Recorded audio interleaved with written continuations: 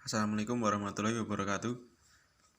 Perkenalkan, nama saya Ivan Solehan, NPM 204300003, kelas C, Prodi S1 Ilmu Komputer dari Universitas Muhammadiyah Metro Lampung. Video kali ini untuk memenuhi tugas mata kuliah pemrosesan data terdistribusi diampu oleh Pak Dedi Irawan, Eskom, MTI. Langsung saja ke materinya.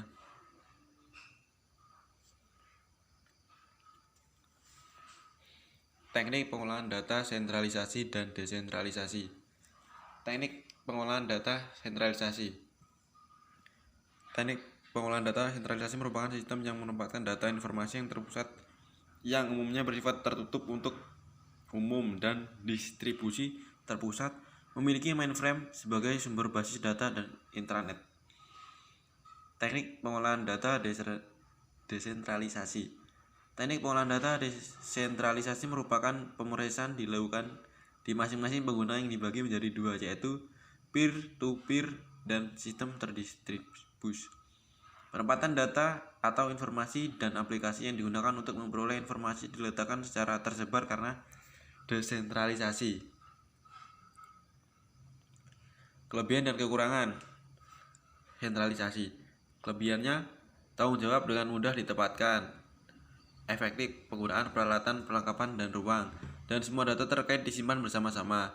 Kekurangannya ialah dapat mengakibatkan peningkatan sistem pengarsipan pribadi, membutuhkan waktu ekstra, dan pengembangan sistem dan arus informasi yang cepat, biaya pengembangan yang rendah. Kelebihan dan kekurangan desentralisasi. Kelebihannya, desentralisasi mengurangi beban kerja eksekutif. Desentralisasi meningkatkan biaya administrasi dan setiap divisi atau departemen harus memadai dari segi fasilitas fisik dan personil terlatih. Tidak memerlukan ekstra ruang yang diperlukan untuk file terpusat. Kekurangannya ialah desentralisasi meningkatkan biaya administrasi dan setiap divisi atau departemen harus memadai dari segi fasilitas fisik dan personil terlatih.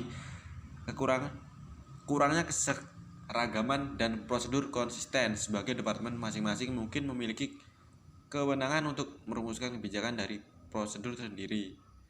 Kurangnya penganalisaan serta pengontrolan informasi. Pengaruh distribusi pada organisasi. Departemen pemakai memiliki fasilitas komputer dan akses data yang lebih baik.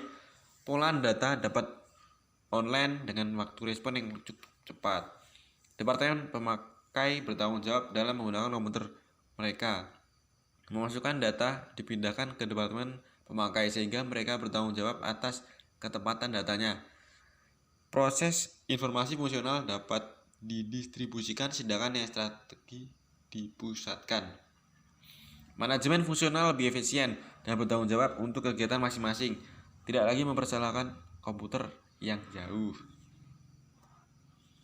Kelebihan dan kekurangan pengolahan data terdistribusi. Kelebihannya ialah pengolahan secara transparan data terdistribusi dan replicated, mengurangi ketergantungan data. B.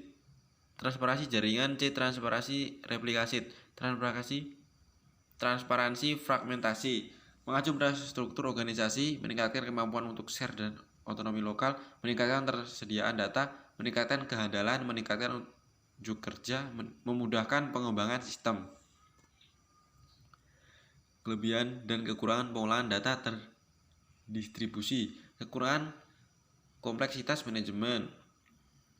Contoh, integritas lebih sulit, biaya pengembangan, keamanan kurang standarisasi, menambahkan kebutuhan penyimpanan, lebih sulit dalam mengatur lingkungan data, menambah biaya pelatihan. Terintegrasi dan sistem yang terintegrasi. Suatu sistem terdistribusi yang dirancang secara terkoordinasi sehingga komponen-komponen yang terpisah menggunakan file dari data, struktur data, program, dan protokol yang umum yang dapat meningkatkan efektivitas atau mendukung evolusi sistem. Tidak terintegrasi Suatu sistem yang tidak terkoordinasi dengan desain bebas dihubungkan dengan jaringan komputer. Contoh sistem terintegrasi dan sistem tidak terintegrasi. Contoh sistem terintegrasi, sebuah perusahaan yang memerlukan bantuan IT profesional demi memajukan bisnisnya agar bentuk informasi dan alur pasokannya jelas. Contoh sistem tidak terintegrasi, departemen tertentu yang memakai sistem tidak terintegrasi sebagai pemakai sedikit hubungannya dengan mesin yang lebih tinggi tingkatannya, atau jaringan sistem dirancang secara independen. Alasannya agar pemakai mengerjakan pekerjaan mereka sendiri.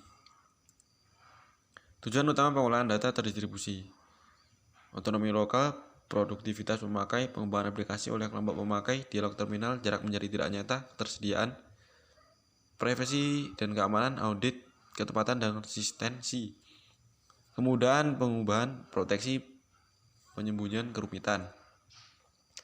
Hal teknis yang diperlukan untuk mencapai tujuan: penggunaan komputer mini dan mikro, teknik database, jaringan komputer, struktur jaringan yang fleksibel, kontrol saluran yang standar, terminal virtual, kriptografi, keamanan, audit, bahasa tingkat tinggi, kamus data, dan strategi. Sekian presentasi dari saya. Saya ucapkan terima kasih. Saya akhiri. Wassalamualaikum warahmatullahi wabarakatuh.